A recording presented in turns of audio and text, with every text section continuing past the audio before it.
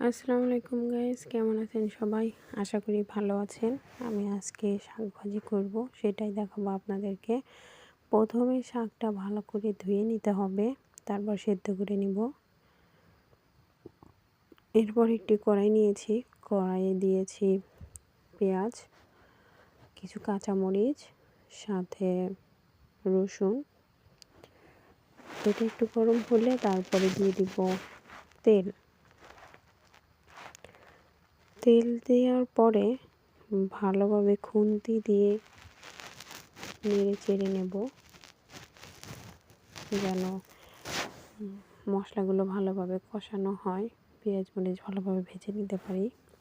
যখন এর কালারটা চলে আসবে ব্রাউন কালার, তখন দিয়ে দেব একটু লবণ দিয়ে একটু নেড়ে চেড়ে এরপরে আমরা দিয়ে দিব শাক, সেই সেদ্ধ করা শাকগুলো, লাউ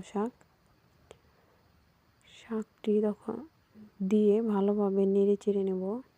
এভাবে নাড়াচাড়া দিয়ে দিতে দিতে যখন শাকটি একটু নরম হয়ে আসবে, তখন শাকটি নামিয়ে নিতে হবে।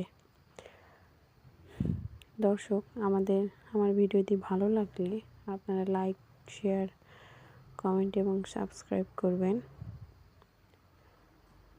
এবং পাশে থাকা বেল আইকনটি ক্লিক করবেন। যখন দেখবেন ভাজিটি নরম হয়ে এসেছে, তখন নামিয়ে নেবেন। আজ এই পর্যন্তই। ভালো থাকবেন সবাই। আসসালামু আলাইকুম। আল্লাহ হাফিজ।